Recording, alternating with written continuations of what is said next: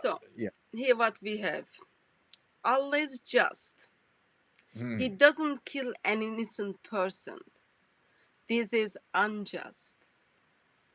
So notice again, he doesn't kill any innocent person. I already said that the Islamic view requires people to view man as better than he is, and therefore bring God down because you can't do that one without the other. Man is not innocent according to not only the Bible but all of our experience.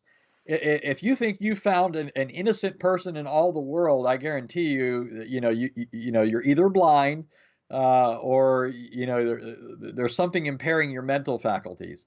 Uh, you know, just think about your children. By the way, think about this for a second. When you have children, do you recall ever really having to teach your children to say no, right? I mean, children often, they somehow just pick that up from us, right? That's one word they learn, no, right? But you do have to teach them to say thank you, don't you? I mean, I'm saying this as a father, and I know that this is the experience of other people. Somehow, children, it's very natural to children to want to say no to their parents, but they have to be disciplined to learn to be thankful and pleasant and all of these other things. What comes natural to people is sin. What does not come natural are acts of righteousness, holiness, and so forth. And that's because man is not an innocent creature. Man comes from the womb corrupt and defiled because our forefather Adam sinned. Now I know Muslims try to reject that, but then they have to reject all of their experience, where there's no child that grows up and successfully pulls off life without sinning, right? In fact, they usually sin multiple times a day, and they sin not just externally but internally in their thoughts, right? They have less than perfect thought. The Bible certainly doesn't present man as an innocent creature. In fact, if man is innocent, Muslims were talking about justice a moment ago. How could God send his son to die for people? Well, why are people being judged and killed, even infants, if man is innocent? Right?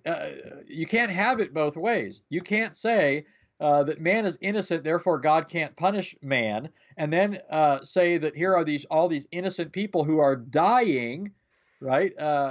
Even in Islamic law, death is a punishment for crime and sin, isn't it? Right? Right? It's a punishment for crime and sin. So if people die, even apart from committing some criminal violation, what does that say? It says that they're criminals in the eyes of God, for whom or who is therefore judging them and sentencing them to death.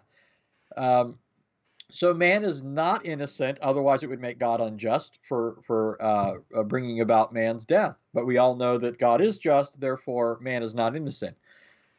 So Islamic reasoning, if you just follow it through, never ends up looking good on Islam. It always ends up backfiring. I don't want to be mean, but we know Allah is not just. If Allah was just, if Allah is not gonna give the um, um, past, like you do have hadith which talks about Sahih Muslim 666 to 6669, and in Qudsi you've got hadith which talks about Allah is gonna pass the sins of Muslims to the Christians and Jews. So that is not very just at all. Muslims lie, sin, and they sin again, they sin again.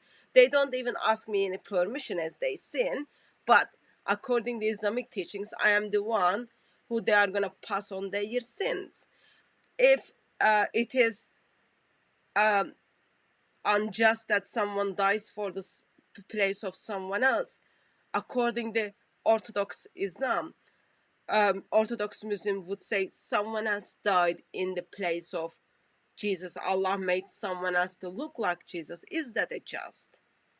I think that, like, Islamic dictionary, Islamic definition, and Oxford Dictionary's definition never match together. That's just sad reality.